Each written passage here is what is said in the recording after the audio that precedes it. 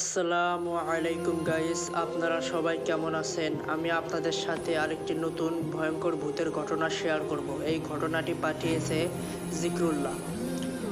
বেশি কথা না বলে শুরু করা যাক। ঢাকার মতিঝিলের বেশ জনপ্রিয় আবাসিক এলাকা।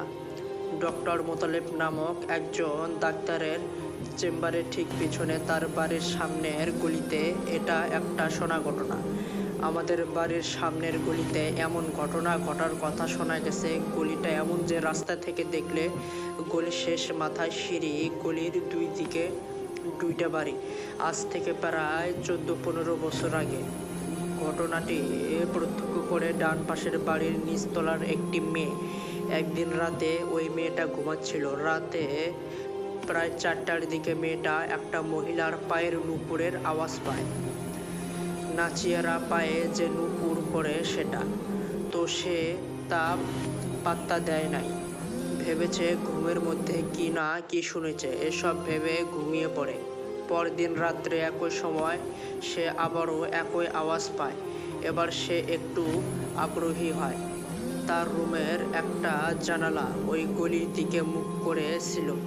জানালা খুলে তাকালে গলির অনেকখানি দেখা যায়। সে জানালা খুলতেই তার রুম আলোতে ভরে যায়। আলো সময় এসে সে দেখতে পায় গলিতে একটা মহিলা সাদা নাচের কাপড় পরে নুপুর পায়ে হাঁটছে।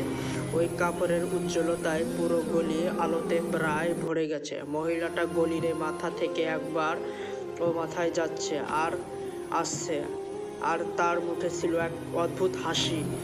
তবে তার চোখ ছিল ভয়ানক, ঠিক গোলাকার, মনি হালকা সাদা এবং লম্বাটে। মেয়েটা হঠাৎ করে মহিলাটার চোখের দিকে তাকাতে সন্মোহিত হয়ে যায়, যেন ওই চোখ তাকে এখনই গিলে খাবে। সবভাবে মহিলা এবং মেয়েটা পরস্পরের দিকে তাকিয়ে থাকে। এভাবে কিছু সময় পর ওই মেয়েটা বা ঘুম থেকে জেগে ওঠে আর মেয়েকে ওভাবে জানালার বাইরে তাকিয়ে থাকতে দেখে ডাক দেয়, কিন্তু মেয়েটা সন্মোহিত হয়ে থাকে। তখন তার মা তাকে একটা ধাক্কা দেয়।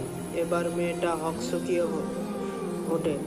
আবার যখন সে জানালার বাইরে তাকায় তখন মহিলাটা নাই। ফজরের আজান শুরু হয়ে গেছে। মেয়েটা পরের দিন তার মাকে সব কথা বলে, কিন্তু তার মা পাত্তা দেয় না। সেদিন রাতে তার মা একই ঘটনার শিকার হয়, কিন্তু সেদিন তার মেয়ে আগে থেকে জেগেছিল বলে তার মা বেঁচে যায়। তারা চলে যাওয়ার পর যখন নতুন ভাড়াটি আসে তারাও একই ঘটনা দেখে।